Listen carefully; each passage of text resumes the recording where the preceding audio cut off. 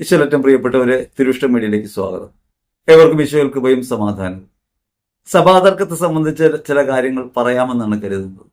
ഈ ദിവസങ്ങളിൽ കഴിഞ്ഞ വീഡിയോകൾക്ക് കീഴായി വന്ന ചോദ്യങ്ങളും വ്യക്തിപരമായി എന്നോട് നേരിട്ട് ചോദിച്ച ചോദ്യങ്ങളും പലപ്പോഴും ഈ സഭാതർക്കത്തിൽ ഏത് പക്ഷത്താണ് നിങ്ങൾ നിൽക്കുന്നത്, ആരാണ് ശരി എന്നാണ്. അത് പറയും മുമ്പ് ഒരു ചെറിയ സംഭവം ഞാൻ നിങ്ങളോട് പറയാം. ഒരു വീട്ടിൽ അപ്പനും അമ്മയും തമ്മിൽ വഴക്കുണ്ടാകാം. അമ്മ അമ്മയുടെ വാദങ്ങൾ ഉന്നയിക്കുന്നു, അപ്പൻ്റെ വാദങ്ങൾ ഉന്നയിക്കുന്നു, നടുക്ക് കുട്ടികളുണ്ട്. ഈ വാദങ്ങൾ ശരിയാണോ എന്ന് ചോദിക്കാൻ മിക്കവാറും ഈ മാതാപിതാക്കൾ കുട്ടികളുടെ നേരെ തിരിയുന്നുണ്ട്. ഞാൻ പറയുന്നതല്ലേ ശരി. കുട്ടി നിശബ്ദനാണ്. കുട്ടി ഈ തർക്കങ്ങളെക്കാൾ ഉപരിയായി അപ്പനെയും അമ്മയും കാണുന്നു. അതുകൊണ്ട് അപ്പനെയും അമ്മയെയും നിഷേധിക്കാൻ അവന് സാധ്യമല്ല. അതുകൊണ്ട് അഭിപ്രായം പറയുന്നില്ല. ഇതൊരു നിഷേധാത്മകമായ സ്വഭാവമായിട്ടാണ്, അല്ലെങ്കിൽ ഇരുപക്ഷവും ചേരാതെ മാറി നിൽക്കുന്നൊരു സ്വഭാവം നല്ലതല്ല എന്നാണ് ഈ മാതാപിതാക്കളുടെ അഭിപ്രായം. പക്ഷെ കുട്ടിയെ സംബന്ധിച്ച് മാതാപിതാക്കൾ രണ്ട് വ്യക്തികളല്ല, ഒരാൾ തന്നെയാണ്. സാർവത്രിക സഭയ്ക്കകത്ത് അംഗമായിരിക്കുന്ന ഒരാൾ, ക്രിസ്തുവിന്റെ ശരീരമാണ് സഭയെന്ന് കരുതുന്ന ഒരാൾ. ഈ തർക്കങ്ങളൊക്കെ മാനുഷികമായിരിക്കെ അതിലേത് പക്ഷത്ത് ചേരും? ഞാൻ ഒരു കാര്യം നിങ്ങളോട് പറയാം. ഞാൻ ക്രിസ്തുപക്ഷത്താണ്. ഒരു പക്ഷം ചേരാൻ സാധ്യമല്ല. ഓരോ ഘട്ടത്തിലും ഉണ്ടാകുന്ന പ്രശ്നങ്ങളെ സംബന്ധിച്ച് പറയുമ്പോൾ അഭിപ്രായങ്ങൾ നമുക്ക് പറയാൻ കഴിയും. അതിനെക്കുറിച്ച് വ്യക്തിപരമായ അഭിപ്രായങ്ങൾ നമുക്കുണ്ടാവും. പക്ഷേ യഥാർത്ഥ മൂല്യമായ ക്രിസ്തുവിനെ സംബന്ധിച്ച്, വിശ്വാസത്തിന്റെ ആണിക്കലിനെ സംബന്ധിച്ച് ഒരു തർക്കമില്ല സഭയിൽ എന്നതാണ് വാസ്തവം. നടക്കുന്ന തർക്കങ്ങളൊക്കെ പാരമ്പര്യങ്ങളെ സംബന്ധിച്ചും ആചാരങ്ങളെയും അനുഷ്ഠാനങ്ങളെയും സംബന്ധിച്ചും ആരാധനയിലെ ക്രമങ്ങളെ സംബന്ധിച്ചുമാണ്. ആരാധനാക്രമത്തെ സംബന്ധിച്ചല്ല, ആരാധനയിലെ ക്രമത്തെ സംബന്ധിച്ചൊക്കെയാണ്. ഇത്തരം തർക്കങ്ങളിൽ യഥാർത്ഥത്തിൽ ക്രിസ്തുവിന്റെ സ്വാതന്ത്ര്യത്തോടെ ഇടപെടാൻ നേതൃത്വത്തിനും ദൈവജനത്തിനും കഴിയേണ്ടതാണ് എന്ന അഭിപ്രായമാണ് പലപ്പോഴും നമ്മൾ പറഞ്ഞിട്ടുള്ളത്. സ്നേഹം കൊണ്ടും കാരുണ്യം കൊണ്ടുമേ പ്രശ്നങ്ങളെ പരിഹരിക്കാൻ കഴിയൂ. തർക്കവിതർക്കങ്ങളിൽപ്പെട്ട് പക്ഷം ചേർന്ന് നിന്ന് പരസ്പരം യുദ്ധം ചെയ്യാനല്ല ദൈവം നമ്മെ വിട്ടിട്ടുള്ളത്. ക്രിസ്തുവിന്റെ ക്രൂശിൽ സ്വയം സമർപ്പിക്കാനും അവരനെ നിലനിൽക്കാൻ ഇടം നൽകാനുമാണ് ക്രിസ്തു നമ്മെ പഠിപ്പിക്കുന്നത് എന്ന കാര്യമാണ് നമ്മൾ പറയുക. വിശ്വാസസംബന്ധമായ ഒരു തർക്കമേ അല്ല സഭയിൽ ഇന്ന് നിലനിൽക്കുന്നത്. അത് ആചാരങ്ങളെ സംബന്ധിച്ചും ക്രമങ്ങളെ സംബന്ധിച്ചുമാണ്, പാരമ്പര്യങ്ങളെ സംബന്ധിച്ചാണ്. ഒരു കാര്യം ഉറപ്പിച്ച് എനിക്ക് പറയാൻ പറ്റും. ഞാനൊരു പാരമ്പര്യപ്രകാരം ക്രിസ്തുവിനെ അനുഗമിച്ചയാളല്ല. എൻ്റെ മാതാപിതാക്കൾ ക്രിസ്ത്യാനികളായതുകൊണ്ട് ഞാൻ ക്രിസ്ത്യാനിയായി എന്ന് പറയാൻ കഴിയില്ല. മാമോദിസ സ്വീകരിക്കുക വഴിയാണ് നാം ഓരോരുത്തരും ക്രിസ്തുവിലായി തീർന്നിട്ടുള്ളത്, സഭയുടെ ഭാഗമായിട്ടുള്ളത്.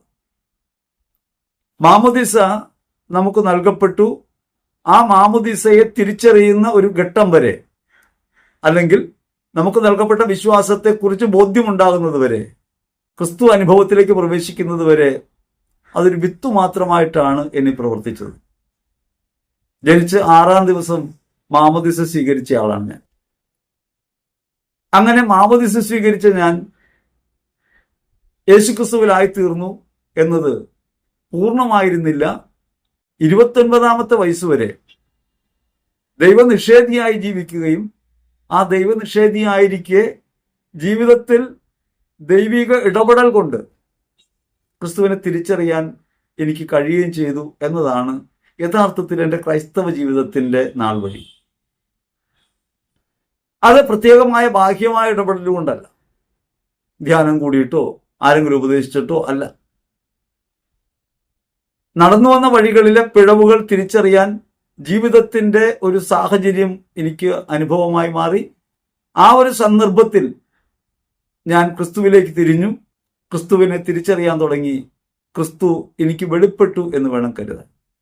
ഓരോ വിശ്വാസിയെ സംബന്ധിച്ചും ഇപ്രകാരം തന്നെയാണ് അയാൾ വിശ്വാസ ജീവിതത്തിൽ പുരോഗമിക്കുന്നത്.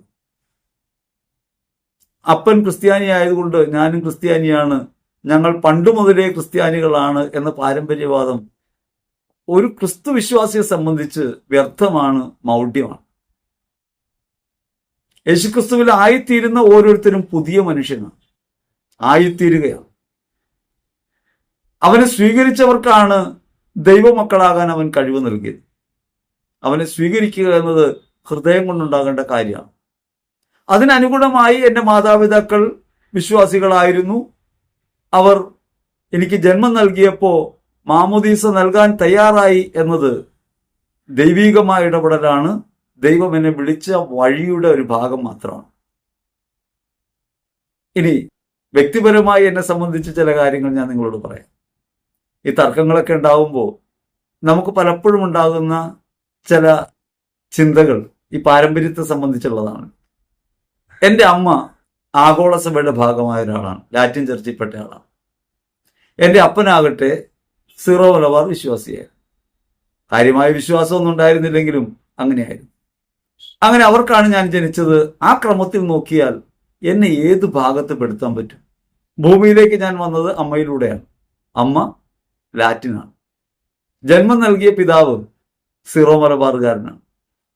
എത്ര ശതമാനമായിരിക്കും ഞാൻ സീറോ മലബാർ? എത്ര ശതമാനമായിരിക്കും ഞാൻ ലാറ്റിൻ? ഇനി അടുത്തത്, ജനിച്ച 6-ാം ദിവസം എനിക്ക് മാമോദീസ നൽകുന്നുണ്ട്.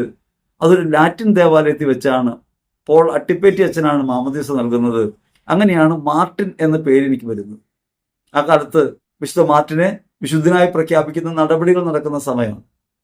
ആ ദേവാലയത്തിൽ വിശുദ്ധ മാർട്ടിന് നവനാളൊക്കെ നടക്കുന്നുണ്ട്. അതിന്റെ ഭാഗമായി ആ കാലത്ത് ജനിച്ച എല്ലാ കുട്ടികൾക്കും ഈ പോൾ അട്ടിപ്പേറ്റി അച്ഛൻ മാർട്ടിൻ എന്ന പേരാണ് ഇട്ടത്. ആ പേരിന്റെ അർത്ഥം പോലും ഞാൻ തിരിച്ചറിയാനും ആ പേരിന്റെ മഹത്വം മനസ്സിലാക്കാനും ഒക്കെ ഇടയത് വളരെ നാളുകൾ കഴിഞ്ഞിട്ടാണ്. വിശ്വാസത്തിലേക്ക് ഞാൻ തിരികെ വന്നതിന് ശേഷവും വളരെ നാളുകൾക്ക് ശേഷമാണ് വിശുദ്ധ മാർട്ടിൻ ആരാണെന്ന് പഠിക്കാൻ എനിക്ക് അവസരം കിട്ടിയത്.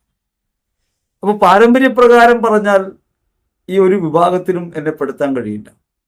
അങ്ങനെ ഒരു ലാറ്റിൻ പള്ളിയിലാണ്, ലാറ്റിൻ ക്രമത്തിലാണ് ഞാൻ മാമോദീസ സ്വീകരിച്ചത്. ഞാൻ സീറോ മലബാറുകാരനാണ്. ഈ സീറോ മലബാറുകാരനാണ് എന്നത് ഒരു അഭിമാനിക്കാനുള്ള കാര്യമായിട്ട് ഞാൻ കണ്ടിട്ടില്ല. നമ്മൾ അങ്ങനെയാണല്ലോ. ഈ പ്രാദേശികവാദം പോലെ ചില സങ്കുചിത വാദങ്ങൾ നമുക്കുണ്ടാവും. അങ്ങനത്തെ ഒരു വാദമാണ് നാടിനെ സംബന്ധിച്ച വാദം. ഞാൻ ഇന്ന നാട്ടുകാരനാണ്. അങ്ങനെ നാടിന്റെ മഹിമ പറഞ്ഞാണ് നമ്മൾ പലപ്പോഴും പുറത്തറിയപ്പെടുക. ഞാൻ എറണാകുളംകാരനാണ് എന്ന് കേരളത്തിൽ വേറെ എവിടെയെങ്കിലും പോകുമ്പോൾ പറയും. എറണാകുളം മഹത്തരമായ സ്ഥലമാണെന്ന് പറയും, ഇവിടുത്തെ ഭാഷ നല്ലതാണെന്ന് പറയും. ഇതൊക്കെയാണ് മഹത്വീകൃതമായ കാര്യമെന്ന് ഞാൻ പറഞ്ഞുകൊണ്ടിരിക്കും. ഇനി ഞാൻ കേരളം വിട്ട് പുറത്തു പോയാൽ ഞാൻ കേരളീയനാണ്, മലയാളിയാണെന്ന് പറയും. മലയാളത്തിന്റെ മഹത്വത്തെക്കുറിച്ച് ഞാൻ പറഞ്ഞുകൊണ്ടിരിക്കും. കുറച്ചും കൂടി നീണ്ട് ഇന്ത്യയുടെ പുറത്തേക്ക് പോയാൽ ഞാൻ ഇന്ത്യക്കാരനാണെന്ന് പറയും. ഇന്ത്യയുടെ പൂർവ്വ മഹത്വത്തെക്കുറിച്ച് ഞാൻ പറഞ്ഞുകൊണ്ടിരിക്കും. ഞാൻ യഥാർത്ഥത്തിൽ ആരാണ്? ഞാൻ അഭിമാനിക്കേണ്ടത് ഞാൻ മനുഷ്യനാണെന്നതിലാണ്. ഞാൻ മനുഷ്യനാണ് എന്നതിനേക്കാൾ ദൈവമാണ് പിതാവെന്നതിലാണ് ഞാൻ അഭിമാനിക്കേണ്ടത്. സഭയുടെ വിശ്വാസം സാർവത്രികമായ വിശ്വാസമാണ്. കേരളത്തിൽ സ്വാതന്ത്ര്യ സമരകാലത്ത് വള്ളത്തോളിന്റെ ഒരു കവിത ആലപിക്കപ്പെട്ടിരുന്നു. ഭാരതം എന്ന് കേട്ടാൽ അഭിമാനപൂരിതമാകണം അന്തരംഗം, കേരളം എന്ന് കേട്ടാലോ തിളയ്ക്കണം ചോരൻ നമുക്ക് ഞരമ്പുകൾ. അപ്പോൾ കേസരി ബാലകൃഷ്ണപിള്ള ചോദിച്ചൊരു ചോദ്യമുണ്ട്, അപ്പോൾ തൃശ്ശൂർ എന്ന് കേട്ടാൽ നമ്മൾ എന്ത് ചെയ്യും? നമ്മൾ ഇങ്ങനെ ചുരുങ്ങി ചുരുങ്ങി ചുരുങ്ങി സങ്കുചിതവാദങ്ങളിലേക്കാണോ വരേണ്ടത്? വിശാലമായ വീക്ഷണത്തിലേക്കാണോ വരേണ്ടത്? ഞാൻ ജനിച്ചത് എൻ്റെ മാതാപിതാക്കൾക്ക് ആണ്, ഇന്ന വീട്ടിലാണ് എന്ന് പറയുന്ന തറവാട്ടു മഹിമ, അവിടെയാണ് ഞാൻ അഭിമാനിക്കേണ്ടത്? അഥവാ ഞാൻ ചുറ്റുപാടിൽ ജീവിച്ച സമൂഹത്തെ സംബന്ധിച്ചാണോ അഭിമാനിക്കേണ്ടത്? രാജ്യത്തെ സംബന്ധിച്ചാണോ? ഞാൻ ആരെ സംബന്ധിച്ചാണ് അഭിമാനിക്കേണ്ടത്? ഭൂമിയിൽ ഒരു മനുഷ്യനായി ജനിച്ചു എന്നതിൽ അഭിമാനിക്കണം. ദൈവപിതാവിന്റെ മകനും മകളുമാണ് എന്നതിൽ അഭിമാനിക്കണം. ക്രിസ്തുവിന്റെ ശരീരത്തിന്റെ ഭാഗമാണ് എന്നതിൽ അഭിമാനിക്കണം. രക്ഷ കൈവന്നു എന്ന അനുഭവത്തിൽ ഞാനും ഉൾച്ചേർക്കപ്പെട്ടു എന്നതിൽ അഭിമാനിക്കണം. സാധാരണഗതിയിൽ പാരമ്പര്യത്തെ സംബന്ധിച്ചുള്ള നമ്മുടെ വാദഗതികളൊക്കെ ക്രിസ്തു നിഷേധമാണ് എന്ന് തിരിച്ചറിയണം. ഈ പാരമ്പര്യങ്ങളൊക്കെ നമുക്കുണ്ട്, അവയൊന്നും തള്ളിക്കളയാൻ സാധ്യമല്ല. ഇന്ത്യയുടെ പാരമ്പര്യം പറഞ്ഞാൽ വേദോപനിഷത്തുകളാണ് പാരമ്പര്യം എന്ന് പറയും. പക്ഷെ ബൗദ്ധ പാരമ്പര്യം നമ്മൾ തള്ളിക്കളയും. ശക്തമായ പാരമ്പര്യമാണ് ബൗദ്ധ പാരമ്പര്യം. ആ പാരമ്പര്യം നമ്മൾ തള്ളിക്കളയും.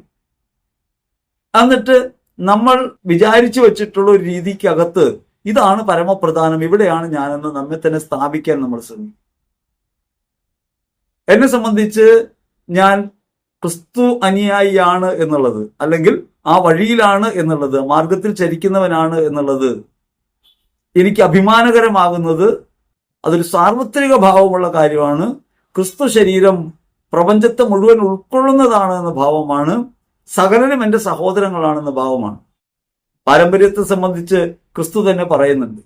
വിശുദ്ധ മത്തായി സുവിശേഷത്തിൽ 2ഉം 3ഉം തിരുവചനങ്ങളിൽ അത് നമുക്ക് കാണാൻ പറ്റും. യേശുവിനോട് യഹൂദന്മാർ ചോദിക്കുകയാണ്, നിന്റെ ശിഷ്യന്മാർ പൂർവികളുടെ പാരമ്പര്യം ലംഘിക്കുന്നത് എന്തുകൊണ്ട്, കൈ കഴുകാതെ ഭക്ഷണം കഴിക്കുന്നത് എന്തുകൊണ്ട്? വിവിധങ്ങളായ ക്ഷാളനങ്ങളെക്കുറിച്ചൊക്കെ വലിയ മഹിമ പറഞ്ഞിരുന്ന ഈ ആചാരങ്ങളിലൂടെയൊക്കെ ജീവിക്കുന്നതാണ് യഥാർത്ഥത്തിൽ ദൈവാരാധനയുടെ ഭാഗമെന്ന് കരുതിയിരുന്ന യഹൂദ സമൂഹത്തിൽ നിന്നാണ് ചോദ്യം. യേശു തിരികെ ചോദിക്കുന്നത്, നിങ്ങളുടെ ആചാരങ്ങളുടെ പേരിൽ നിങ്ങൾ ഈ ദൈവത്തിന്റെ പ്രമാണം ലംഘിക്കുന്നത് എന്തുകൊണ്ടാണ്? നമ്മൾ ഉന്നയിക്കുന്ന പ്രധാനപ്പെട്ട ഒരു ചോദ്യം അതാണ്. പാരമ്പര്യങ്ങളെ സംബന്ധിച്ചാണല്ലോ തർക്കം. എങ്ങോട്ടാണ് തിരിയേണ്ടത്, എന്താണ് ചെയ്യേണ്ടത്, പണ്ട് മുതലേ ഞങ്ങൾ ഇങ്ങനെയാണ്, യഥാർത്ഥത്തിൽ പഴയതാണ് പാരമ്പര്യം എന്ന് പറയുന്ന ഈ പാരമ്പര്യ തർക്കങ്ങൾ, നമ്മുടെ പാരമ്പര്യം അന്വേഷിച്ചു പോയാൽ നമ്മൾ എവിടെ ചെന്നെത്തും? ഗോത്രക്രമത്തിലും ആ ഗോത്രീയമായ സ്വഭാവമല്ലേ നമ്മളിപ്പോൾ കാണിച്ചുകൊണ്ടിരിക്കുന്നത്. കലഹങ്ങളും തർക്കങ്ങളിലും ഒക്കെ കാണിച്ചുകൊണ്ടിരിക്കുന്നത് ഈ ഗോത്രീയമായ സ്വഭാവമാണ്. അവരത്വ നിഷേധമാണ്. മറ്റുള്ളവരാരും ശരിയല്ലെന്ന കൽപ്പനയാണ്. ഇത് യഥാർത്ഥത്തിൽ ആത്മീയമായി എന്തെങ്കിലും ഔന്നത്യം ഉണ്ടാക്കൂ? ദൈവത്തിന്റെ പ്രമാണങ്ങൾ ലംഘിക്കുകയല്ലേ ചെയ്തുകൊണ്ടിരിക്കുക. അത് സഭാശ്രേഷ്ഠന്മാരുടെ ഭാഗത്തു നിന്നുണ്ടായാലും താഴെ നിന്നുണ്ടായാലും ഒരുപോലെ തന്നെയാണ്. കൂടുതൽ ഗൗരവമുള്ളത് സഭാശ്രേഷ്ഠന്മാരുടെ ഭാഗത്തു നിന്നുണ്ടാകുമ്പോഴാണ്. കാരുണ്യരഹിതമായി, അവരെന്നെ അംഗീകരിക്കാത്തതായി, മറ്റുള്ളവരെ സ്വീകരിക്കാത്തതായി, എതിർ സ്വരങ്ങൾക്ക് അവസരം കൊടുക്കാത്തതായി, കാർക്കശ്യത്തിന്റെയും നിയമാനുഷ്ഠാനത്തിന്റെയും വഴിയിലൂടെ മുൻപോട്ട് പോകുന്ന ഒരു മനോഭാവം നമുക്കുണ്ടാകാമോ? നമ്മുടെ ചോദ്യം അതിനെക്കുറിച്ചാണ്. ഈ ലോകത്തുള്ള സകലരും ഒന്നുപോലെ ആകാനാണോ നാം ആഗ്രഹിക്കുന്നത്? എല്ലാവരും ക്രിസ്തുവിൽ ഐക്യപ്പെടാനാണോ ആഗ്രഹിക്കുന്നത്? എന്തുകൊണ്ടാണ് ക്രിസ്തു ഒരു ക്രമത്തിന്റെയും ഭാഗമല്ലാതെ എല്ലാവർക്കും സ്വീകാര്യനായി മാറുന്നത്?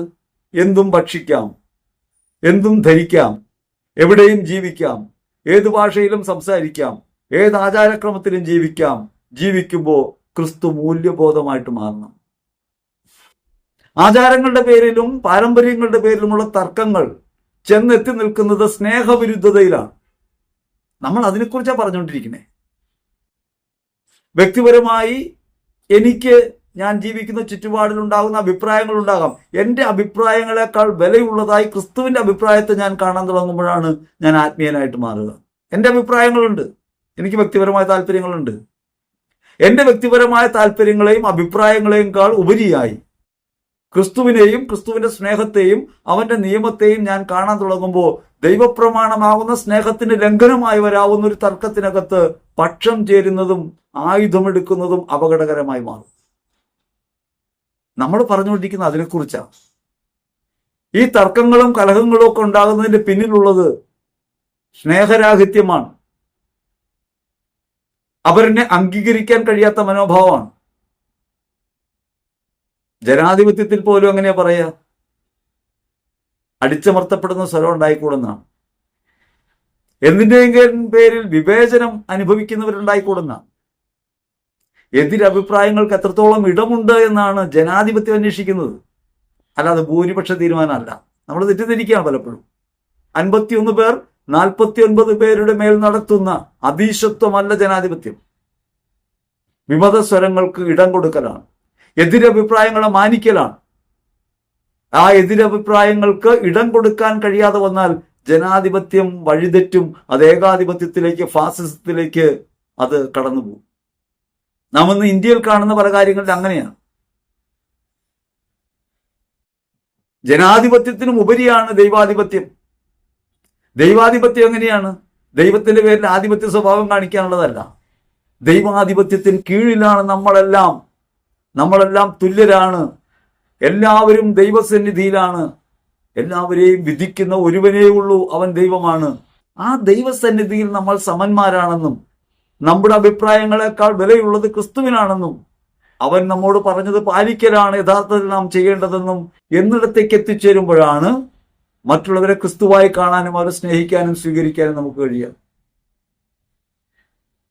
പാരമ്പര്യത്തിന്റെ പേരുള്ള അഭിമാനമല്ല നമ്മെ നയിക്കേണ്ടത്. അങ്ങനെയാണല്ലോ ഇപ്പൊ കോട്ടയം രൂപത വംശീയമായ കാര്യങ്ങൾ നിലനിർത്തുന്നത് പാരമ്പര്യത്തിന്റെ പേരില്ല, ജ്ഞാനായ തോമന്റെ പേരില്ല. നമ്മളും പലപ്പോഴും അങ്ങനെ പറയും, തോമാസ് ലീഗയുടെ സിംഹാസനം. തോമാസ് ലീഗൊക്കെ സിംഹാസനം ഉപേക്ഷിച്ച മനുഷ്യരാ. സിംഹാസനങ്ങൾ വിട്ട്, ജീവിതത്തിന്റെ താൽക്കാലികതകളെ വിട്ട് ഈ ലോകത്തിന്റെ പരമമായ നന്മയായ ക്രിസ്തുവിലേക്ക് സകല മനുഷ്യരും എത്തിച്ചേരാൻ വേണ്ടി, ക്രിസ്തു സ്നേഹം എല്ലാവരും അനുഭവിക്കാൻ വേണ്ടി, എല്ലാവരും രക്ഷിക്കപ്പെട്ടു എന്ന പരമാർത്ഥം ലോകത്തോട് പറയാൻ വേണ്ടി ജീവിതം ഉപേക്ഷിച്ചവരെ കുറിച്ചാണ് നമ്മൾ ഈ തർക്കങ്ങൾ ഉണ്ടാക്കുന്നത്. എല്ലാവർക്കും വേണ്ടി ക്രിസ്തു കുരിശിൽ മരിച്ചുവെന്നും അവന്റെ മരണം നിങ്ങളെ വിമോചിപ്പിച്ചിട്ടുണ്ട് എന്നും അതുകൊണ്ട് നിങ്ങൾ ഒരു ആധിപത്യത്തിന്റെയും കീഴിലല്ലെന്നും ദൈവമാണ് പരമമായ നന്മയെന്നും ആ നന്മ സ്നേഹമാണെന്നും ആ സ്നേഹത്തിൽ സാഹോദര്യത്തിൽ ജീവിക്കുമ്പോഴാണ് നിങ്ങൾക്ക് ക്രിസ്തുവിനെ അനുഭവിക്കാൻ കഴിയുകയെന്നും പഠിപ്പിക്കുകയാണ് ശ്രീഹന്മാർ. അത് പറയാൻ വേണ്ടിയാ അവർ ലോകം മുഴുവൻ ഓടി നടന്നത്. അത് പറയാൻ വേണ്ടി ഓടി നടന്ന, ലോകം മുഴുവൻ സഞ്ചരിച്ച, എല്ലാവരോടും സുവിശേഷം പറഞ്ഞ മഹത്തുക്കളായ ശ്ലീഹന്മാരെ പോലും പലപ്പോഴും നമ്മൾ പക്ഷ പിടിക്കാൻ കാരണമാക്കി മാറ്റുന്നു. അതുകൊണ്ടാണ് അപ്പോളോസിന്റെയും പൗലോസിന്റെയും മേൽ തർക്കം ഉണ്ടാകുമ്പോൾ പറയുന്നത്, നിങ്ങൾ ജഡിക മനുഷ്യരാണ്, നിങ്ങൾ ചിന്തിക്കുന്നത് താഴ്ന്ന നിലവാരത്തിലാണ്, അതുകൊണ്ടാണ് അസൂയയും തർക്കം ഉണ്ടാകുന്നത്. അപ്പോളോസിൻ്റെതാണ് പൗലോസിൻ്റെതാണ് വാദങ്ങൾ ശരിയല്ല, നട്ടതും നനച്ചതും ആരും ആകാം, പക്ഷേ യഥാർത്ഥത്തിൽ വളർത്തുന്നത് ക്രിസ്തുവാണ്, അവനിലേക്കാണ് നോക്കേണ്ടത്, അവനാണ് പരമമായ നന്മ. ഈ കാര്യത്തെക്കുറിച്ച് നമ്മൾ പറയണേ, അല്ലാതെ ഏതെങ്കിലും ഒരു പക്ഷത്തിന് വേണ്ടി വാദിക്കുകയല്ല. നമ്മളെ സംബന്ധിച്ച് ഇന്ന് നാം കാണുന്ന ഈ തർക്ക വിതർക്കങ്ങൾ മോശപ്പെട്ടൊരു കാര്യമായിട്ടും കരുതുന്നില്ല. സാധാരണ ആളുകൾ പറയും അഭിമാനക്കുറവാണ്, നാണമാണെന്നൊക്കെ പറയും സഭയിൽ തർക്കങ്ങൾ ഉണ്ടാകുമ്പോൾ. സഭയിൽ തർക്കങ്ങൾ ഉണ്ടാകുക സ്വാഭാവികമാണ്. സഭ ഒരു മാനുഷികമായ പ്രസ്ഥാനം കൂടിയാണ്, ദൈവജനമാണ്, അതേസമയം തന്നെ പാപികളാണ്, മനുഷ്യരാണ്. ക്രിസ്തുവിലേക്കുള്ള വളർച്ചയിലാണ് നാം ഓരോരുത്തരും. ആ വളർച്ചയ്ക്കിടയ്ക്ക് തനി സ്വഭാവം നമ്മൾ പലപ്പോഴും പ്രകടിപ്പിക്കും. പക്ഷെ അതിനേക്കാളൊക്കെ ഉപരിയായി ഒരു സ്നേഹം നമ്മെ ചോർന്നു നിൽപ്പുണ്ടെന്നും പരിശുദ്ധാത്മാവിൽ നമ്മൾ ഒന്നാണെന്നും നാം തിരിച്ചറിഞ്ഞ് മുന്നേറാൻ കഴിയണം എന്നതിനെക്കുറിച്ച് പറയാനാണ് നമ്മൾ സുവിശേഷത്തിൽ ശ്രമിക്കുന്നത്. അല്ലാതെ ഒരു പക്ഷം ചേർന്ന്, ഒരു ഭാഗം ചേർന്ന് ആരെങ്കിലും വേദനിപ്പിക്കാനോ വേർതിരിക്കാനോ വേണ്ടിയല്ല. ഇത് പറയുമ്പോൾ നമ്മൾ പറയും അഭിപ്രായ സ്ഥിരതയില്ലാത്തയാൾ എന്ന് പറയും. ഗാന്ധി അതിനെക്കുറിച്ച് പറയുന്നുണ്ട്, അഭിപ്രായ സ്ഥിരത എന്ന ദുർഭൂതത്തെ ഞാൻ ചുമക്കുകയില്ല. കാണുന്ന കാര്യങ്ങളിൽ നീതികേടിനെ കുറിച്ച് പറയും, അല്ലാതെ ഒരാളെ എതിരാക്കി അല്ലെങ്കിൽ ഒരു അഭിപ്രായത്തിൽ ഉറച്ചു നിന്ന് മറ്റുള്ളവർക്കെതിരെ യുദ്ധം ചെയ്യുക എന്ന നിലപാട് സ്വീകരിക്കാൻ നമുക്ക് സാധ്യമല്ല. മത്തായി സുവിശേഷത്തിൽ 15-ാം അധ്യായത്തിൽ 6-ാം തിരുവചനത്തിൽ യേശു പറയും, നിങ്ങൾ പാരമ്പര്യത്തെ പ്രതി ദൈവവചനത്തെ വ്യർത്ഥമാക്കുന്നു. വൈക്കം മുഹമ്മദ് ബഷീറിന്റെ മുൻപിൽ എം.എൻ. കാരശ്ശേരി ഒരു ചോദ്യം ഉന്നയിച്ചു, നിങ്ങൾ എന്താണ് പ്രാർത്ഥിക്കാത്തത്?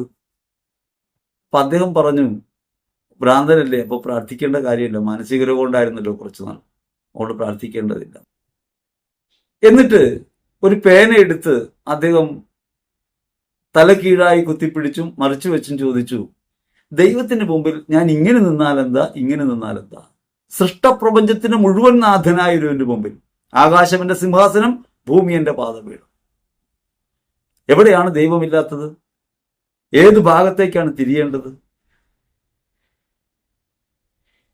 നസറുദ്ദീൻ മുള്ളയെ കുറിച്ചൊരു കഥ അങ്ങനെ ഉണ്ടല്ലോ. അദ്ദേഹം കാല് നീട്ടിവെച്ച് കിടന്നുറങ്ങുമായിരുന്നു. അതിലെ വന്ന പുരോഹിതന്മാർ നസറുദ്ദീനോട് പറഞ്ഞു, കാലെടുത്ത് മാറ്റി വെക്കുന്നത്, മക്കയിലേക്കാണ് കാലിരിക്കുന്നത്. അദ്ദേഹം വേഗം കാല് ചുരുട്ടി. എന്നിട്ട് കുറച്ചു കഴിഞ്ഞ് ഈ പുരോഹിതരുടെ പിന്നാലെ ഓടിച്ചെന്ന് അവരോട് ചോദിച്ചു, ഞാൻ എങ്ങോട്ടൊന്ന് കാല് നീട്ടി വെക്കുന്നു? അള്ളയില്ലാത്തൊരു സ്ഥലം കാട്ടിത്തരാമോ? ദൈവമില്ലാത്തൊരു സ്ഥലം കാട്ടിത്തരാമോ? നീ എങ്ങനെ നിൽക്കുന്നുവെന്നോ, നീ എങ്ങനെ ചരിക്കുന്നുവെന്നോ, നീ ഏത് വശത്തേക്ക് നിന്നാണ് പ്രാർത്ഥിക്കുന്നതെന്നോ ഏത് ഭാഗത്താണ് തല വെച്ചുറങ്ങുന്നതെന്നോ അല്ലല്ലോ ദൈവം നോക്കുക. ദൈവം നോക്കുന്നതിന്റെ മനോഭാവമാണ്. എത്രത്തോളം അവരിനെ ഉൾക്കൊള്ളാൻ കഴിയുന്നുണ്ട്, എത്രത്തോളം അവരിനെ സ്നേഹിക്കാൻ കഴിയുന്നുണ്ട്. യേശുക്രിസ്തു ഭൂമിയിൽ മനുഷ്യനായി അവതരിച്ചത് മനുഷ്യത്വത്തെ ദൈവത്വത്തിലേക്ക് കൂട്ടിവിളക്കാനാണ്, അഥവാ ദൈവത്വത്തെ ഉയർത്തുവാനാണ്. മനുഷ്യത്വത്തിനകത്ത് ഉറങ്ങിക്കിടക്കുന്ന ദൈവത്വത്തെ ഉയർത്തുകയാണ് ക്രിസ്തു. നമ്മളൊക്കെ മാമോദീസ മുങ്ങിയവരാണ്. വി അമേസിംഗ് നോളേജ്, അറിവിൽ മുങ്ങിയവർ. എന്താണ് അറിവ്? അകമേ ക്രിസ്തുവെന്നും അവരൻ ക്രിസ്തുവെന്നും അവൻ കുരിശിൽ മരിച്ച് രക്ഷ പ്രദാനം ചെയ്തുവെന്നും നാം ലോകത്തിന്റെ അടിമകളല്ലെന്നും അവനവനിൽ തന്നെ കുടുങ്ങിപ്പോകരുതെന്നും തിരിച്ചറിയാൻ കഴിയുന്നില്ലെങ്കിൽ മാമോദീസ എങ്ങനെ ഗുണകരമായിട്ട് മാറുക? മാമോദീസയോടെ ഒരു സ്വർഗീയ ജീവിതത്തിലേക്ക് പ്രവേശിക്കുകയാണ് നാം. പ്രപഞ്ചത്തിന്റെ മൂലഭൂതങ്ങൾക്ക് നിങ്ങൾ മരിച്ചു കഴിഞ്ഞിരിക്കുകയാൽ. മാമോദീസ അങ്ങനെ മരിക്കുന്ന കാര്യമാണെന്നാണ് റോമർ ലേഖനം 6 അധ്യായം 3-4 തിരുവചനങ്ങൾ പറയാം. ജലത്തിലുള്ള മാമോദീസ ഒരു മരണത്തെയാണ് ദ്യോതിപ്പിക്കുന്നത്.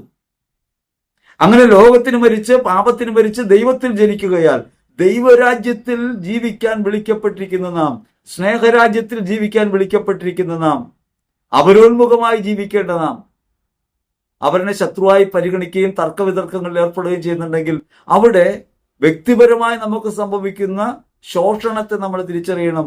ക്രൈസ്തവ ആധ്യാത്മികതയിൽ നിന്ന് നമ്മൾ തള്ളപ്പെടും. നമുക്കാരാണ് എതിരുള്ളത്? നമുക്ക് എന്തിനോടാണ് വിരോധമുള്ളത്? എതിർപക്ഷത്ത് ആരെ നിർത്തും? സഭയ്ക്ക് പുറമെ പിശാച് മാത്രമേ ഉള്ളൂ. സഭയ്ക്കകത്താണ് മുഴുവൻ മനുഷ്യരും.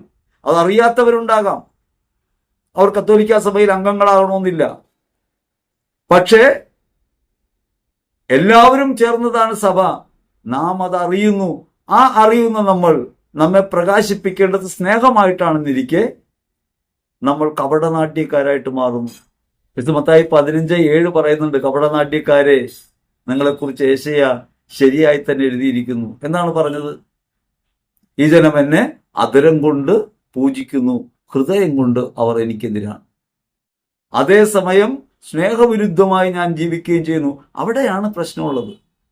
നമ്മൾ അതിനെക്കുറിച്ചാണ് പറഞ്ഞുകൊണ്ടിരിക്കുന്നത്.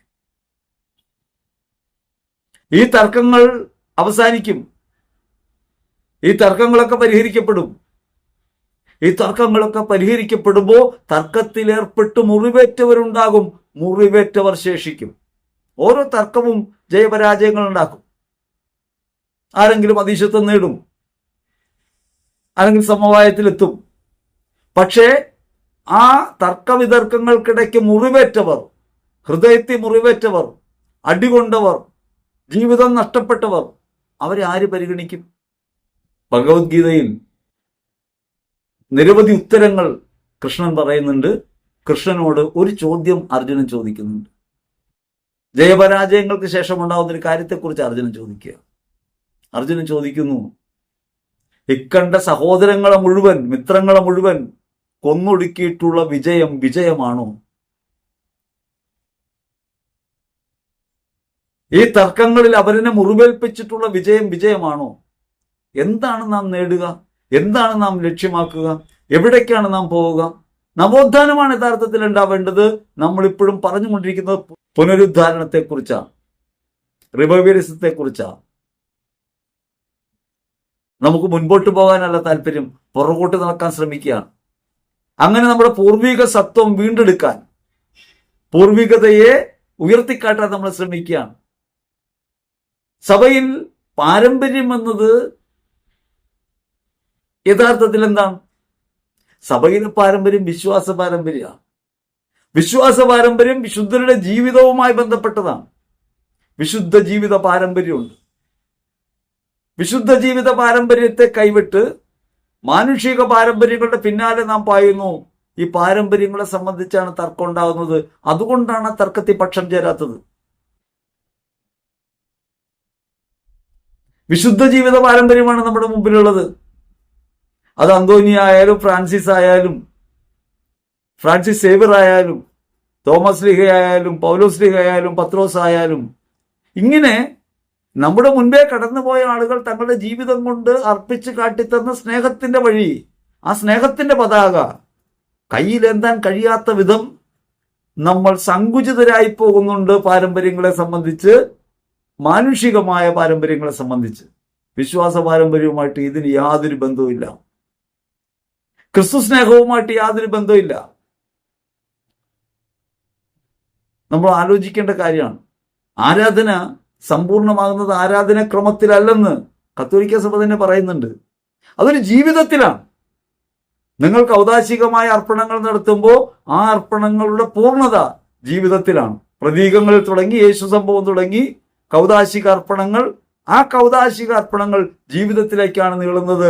ജീവിതത്തിൽ സ്നേഹത്തിന്റെ ഭാഗമായി സ്വയം വിഭജിച്ച് നൽകുന്ന, അവരിന് വേണ്ടി തോറ്റുകൊടുക്കുന്ന മനോഭാവം കാണിക്കാൻ കഴിയുന്നില്ലെങ്കിൽ കൗദാശികമായ അർപ്പണങ്ങൾ യഥാർത്ഥത്തിൽ അധരവ്യായാമം മാത്രമായിട്ട് മാറും, കാപഢ്യമായിട്ട് മാറും. അത് യേശു സംഭവത്തെ നിഷേധിക്കും, അത് പ്രതീകങ്ങളെ നിഷേധിക്കും, വിശ്വാസ നിഷേധമായിട്ട് മാറും. അതുകൊണ്ട് ജീവിതം എങ്ങനെ പരിവർത്തിപ്പിക്കാം, എങ്ങനെ ക്രിസ്തുവിൽ വിശ്വസിക്കാം, അന്ധവിശ്വാസങ്ങളില്ലാതെ യഥാർത്ഥ ക്രിസ്തു വിശ്വാസത്തിൽ ദൈവത്തെ പിൻചൊല്ലുന്നവരായി എങ്ങനെ മാറിത്തീരാം എന്നതിനെ കുറിച്ചാണ് നമ്മൾ ആലോചിക്കേണ്ടത്. അതല്ലാതെ ഭൗതികമായ തർക്കങ്ങൾക്കകത്തല്ല നാം പെട്ടുപോകേണ്ടത്. ഭൗതികമായ തർക്കങ്ങൾക്കകത്ത് പെട്ടുപോകുമ്പോൾ പരിക്കേൽക്കും സഭയ്ക്ക്. സഭയെ നശിപ്പിക്കാൻ ആരെക്കൊണ്ടും സാധ്യമല്ല. സഭയിൽ അങ്ങനെ ഒരു ശക്തിക്ക് വളരാനും സാധ്യമല്ല. സഭയ്ക്ക് പുറത്തു നിന്നുള്ള ആക്രമണങ്ങളും സഭയെ വളർത്തുകയുള്ളൂ. ഒരുപക്ഷെ സഭാംഗങ്ങളെ കൊന്നുകളയാൻ പറ്റിയേക്കാം, പക്ഷേ സഭ വളരും. കാരണം നരക കവാടങ്ങൾ പ്രബലപ്പെടാത്തതാണ് സഭ. ഒരു തർക്കവും സഭയെ നശിപ്പിക്കില്ല. ഒരു തർക്കവും ക്രിസ്തു ശരീരത്തെ ബാധിക്കില്ല. അവൻ നമുക്ക് വേണ്ടി മുറിവേറ്റിട്ടുണ്ട്, ആ മുറിവിനാൽ നമ്മെ നേടിയെടുത്തിട്ടുണ്ട്. ആ നേടിയെടുത്ത യേശുവിന്റെ രക്തം അപ്രസക്തമാകില്ല, അത് ശക്തി ക്ഷയിച്ച ഒന്നായിട്ട് മാറില്ല, അതെന്നേക്കും വാഴും. അതുകൊണ്ട് വിശ്വാസ സംബന്ധമായ തർക്കമല്ല നമുക്കിടയിലുള്ളത്. അത് കേവലം ആചാരപരമായ, പാരമ്പര്യത്തെ സംബന്ധിച്ച, വസ്തുക്കളെ സംബന്ധിച്ച തർക്കങ്ങളാണ്, ഭൗതിക തർക്കങ്ങളാണ് എന്നാണ് നിരന്തരം നമ്മൾ പറഞ്ഞുകൊണ്ടിരിക്കുന്നത്. അതൊരു പക്ഷം ചേർന്നതുകൊണ്ടല്ല. വ്യക്തിപരമായി നമുക്ക് പല അഭിപ്രായങ്ങളുണ്ടാകും. നമ്മുടെ കൂടെയുള്ള ആളുകൾ, നമ്മൾ ശീലിച്ചു വന്ന കാര്യങ്ങൾ, അതൊക്കെയാണ് നല്ലതെന്ന അഭിപ്രായം നമുക്കുണ്ടാവും. അത് ആർക്കൊക്കെ ഉണ്ടോ അഭിപ്രായങ്ങൾ, ആ അഭിപ്രായങ്ങളൊന്നും നമ്മളെതിരല്ല.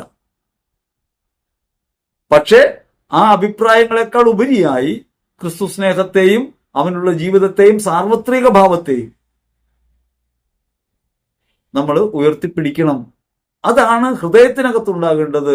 അങ്ങനെ ഹൃദയത്തിനകത്ത് ഇതിനേക്കാളെല്ലാം ഉപരിയായ ഒരു ആത്മീയ ബോധമായി ക്രിസ്തു സ്നേഹം നിലനിൽക്കുന്നുവെങ്കിൽ നിശ്ചയമായും നമുക്ക് പക്ഷം ചേരാൻ സാധ്യമല്ല. അതാണ് ഒരു പാരമ്പര്യത്തെയോ ഒരു ആചാരത്തെയോ പിൻപറ്റാതെ, അല്ലെങ്കിൽ അതിനെയൊന്നും പ്രൊമോട്ട് ചെയ്യാതെ, അതാണ് ശരിയെന്ന് പറയാതെ നിഷ്പക്ഷത എന്ന പക്ഷം ചേരുന്നു. ആ നിഷ്പക്ഷത എന്ന പക്ഷം ഒരു പക്ഷമില്ലാതിരിക്കലല്ല, അത് ക്രിസ്തു പക്ഷം ചേരണം. ഈ തർക്കങ്ങൾക്കൊക്കെ അകത്ത് മുഴങ്ങി കേൾക്കുന്നത് മാനുഷികമായ കാര്യങ്ങളാണ്. വിശുദ്ധ മത്തായി സുവിശേഷം 15-ാം അധ്യായം 9-ാം തിരുവചനം പറയുന്നുണ്ട്, നിങ്ങൾ മാനുഷികമായ നിയമങ്ങൾ പ്രമാണങ്ങളായി പഠിപ്പിച്ചുകൊണ്ട് വ്യർത്ഥമായി എന്നെ ആരാധിക്കുന്നു. യഥാർത്ഥ ആരാധന അവനവനത്തിനെ ഉപേക്ഷിക്കലാണ്. ആ പാഠമാണ് കുർബാനയെന്ന് പഠിക്കേണ്ടത്. കുർബാനയെന്ന് പഠിക്കേണ്ട ആ പാഠം പഠിക്കാതെ അവനവനെ ഉപേക്ഷിച്ച് മറ്റുള്ളവർക്ക് വേണ്ടി ജീവിക്കണമെന്ന, മറ്റുള്ളവർക്ക് വേണ്ടി മുറിക്കപ്പെടണമെന്ന, ഭക്ഷണമായി മാറണമെന്ന, മറ്റുള്ളവർ വളരുകയും നമ്മൾ ചെറുതാകുകയും ചെയ്യണമെന്ന യഥാർത്ഥ സുവിശേഷത്തെ മറച്ചു വെച്ചുകൊണ്ട് ആ കുർബാനയിലെ ക്രമങ്ങളെ സംബന്ധിച്ച്, മാനുഷികമായ പാരമ്പര്യങ്ങളെ സംബന്ധിച്ച്, നിയമങ്ങളെ സംബന്ധിച്ച് നമ്മൾ തർക്കിച്ചുകൊണ്ടേയിരിക്കുന്നു. അതുകൊണ്ട് കുർബാനയെക്കുറിച്ച് ശരിക്കും പഠിക്കുകയും കുർബാനയെ ശരിക്കും അനുഭവിക്കുകയും ചെയ്യുകയാണ് വിശ്വാസം ചെയ്യേണ്ടത് എന്ന ഭാഗത്താണ് നമ്മൾ എത്തിച്ചേരുന്നത്. വിശുദ്ധ മർക്കോസ് സുവിശേഷത്തിൽ 7-ാം അധ്യായത്തിൽ 8-9 തിരുവചനങ്ങൾ അത് പറയുന്നുണ്ട്. ദൈവത്തിന്റെ കൽപ്പന ഉപേക്ഷിച്ച് നിങ്ങൾ മനുഷ്യരുടെ പാരമ്പര്യം മുറുകെ പിടിക്കുന്നു. ദൈവത്തിന്റെ കൽപ്പന എന്താണ്? ദൈവത്തിന്റെ കൽപ്പന സ്നേഹിക്കുക എന്നുള്ളതാണ്, മുറിച്ചു വിളമ്പുക എന്നുള്ളതാണ്. Forgiving and forgiving. സ്വയം ഉപേക്ഷ വഴി അപരത്വത്തിന് അപ്പമായി മാറാൻ വിളിക്കപ്പെട്ടവരാണ് നമ്മളെന്നും, അവരിൽ ക്രിസ്തുവിനെ കാണാൻ കഴിയാതെ പോകുമ്പോഴൊക്കെ നാം അന്ധരായി തീരുമെന്നുള്ള വചനം പഠിപ്പിക്കുന്നത്. അതുകൊണ്ട് നാം ആ മാർഗത്തിലാണോ? നിങ്ങളുടെ പാരമ്പര്യം പാലിക്കാൻ വേണ്ടി കൗശലപൂർവം ദൈവകൽപ്പനയെ നിങ്ങൾ അവഗണിക്കുന്നുണ്ടോ? പാരമ്പര്യത്തിന്റെ പേരിൽ തർക്കങ്ങൾ ഉണ്ടാക്കുകയും ഈ തർക്ക വിതർക്കങ്ങൾക്ക് ഇടയിൽ വിശ്വാസത്തിന്റെ യഥാർത്ഥ കാതലായ ദൈവകൽപ്പനയെ നാം അവഗണിക്കുകയും ചെയ്യുന്നുണ്ടോ? അതുകൊണ്ട് ഒരു കാര്യം നാം മനസ്സിലാക്കണം, ഒരു പക്ഷത്ത് ചേരുകയല്ല, ക്രിസ്തുപക്ഷത്ത് നിലയുറപ്പിക്കുകയാണ്. ഈ തർക്കങ്ങളുടെ പേരിൽ കാർക്കശ്യങ്ങളും ഷാഢ്യങ്ങളും ഉണ്ടാകുന്നത് വാസ്തവത്തിൽ യഥാർത്ഥ വിശ്വാസത്തെ ക്ഷയിപ്പിക്കുന്ന പ്രവൃത്തിയാണ്. വിശ്വാസത്തിന്റെ ജീവിതം അടിസ്ഥാനമിടേണ്ട ക്രിസ്തു സ്നേഹത്തെ നാം ലംഘിക്കുന്നു. മറ്റുള്ളവരെ പരിഗണിക്കുകയും അവർക്ക് ഇടമായി മാറുകയും ചെയ്യേണ്ട നമ്മൾ അപരത്വ നിഷേധത്തിലേക്ക് കടന്നു പോകുന്നു. അതുകൊണ്ട് ലോകസമക്ഷം ക്രിസ്തുവിനെ അവമതിക്കുന്നവരായി നമ്മൾ മാറിപ്പോകും.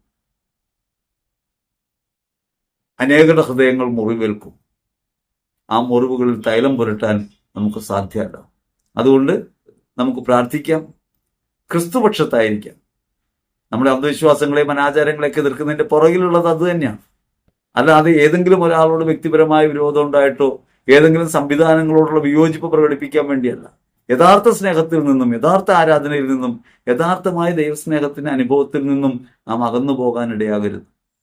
പരിശുദ്ധ കുർബാനയ്ക്കകത്ത് യഥാർത്ഥത്തിൽ നാം നമ്മെ തന്നെ അർപ്പിക്കുകയാണെന്നും അങ്ങനെ ക്രിസ്തുവിലുള്ള നമ്മുടെ അർപ്പണം വഴി നാം ദൈവാരാധനയായിട്ട് മാറുന്നു എന്ന പരമാർത്ഥത്തെ നിഷേധിക്കുന്ന തരത്തിലായി പോകും നമ്മുടെ വിഭാഗീയമായ ബോധ്യങ്ങൾ. അതുകൊണ്ട് നമുക്ക് ഹൃദയപൂർവ്വം പ്രാർത്ഥിക്കാം. വിശ്വാസികളായ നാം ഓരോരുത്തരും ക്രിസ്തുവിൽ മുദ്രിതരാണ്, ആത്മാവിനാൽ നയിക്കപ്പെടേണ്ടവരാണ്. ദൈവാത്മാവിന്റെ അധികമായ കൃപ, ഡിവിനിറ്റി ഇൻ ദി ഹ്യൂമനിറ്റി, മാനുഷികതയിലേക്ക് ദൈവികതയെ നിരന്തരം ഒഴുക്കണമേ. അതുവഴി യഥാർത്ഥ ബോധ്യത്തിലേക്കും സ്നേഹത്തിലേക്കും വളരാൻ ക്രിസ്തു ശരീരമാകുന്ന സഭയുടെ ഭാഗമെന്ന നിലയ്ക്ക് സകലരെയും ഉൾക്കൊള്ളുന്നൊരു ഹൃദയത്തോടെ ജീവിക്കാൻ ഞങ്ങളെ ബലപ്പെടുത്തണമേ എന്ന് ഹൃദയപൂർവ്വം പ്രാർത്ഥിക്കാം. ആമീൻ.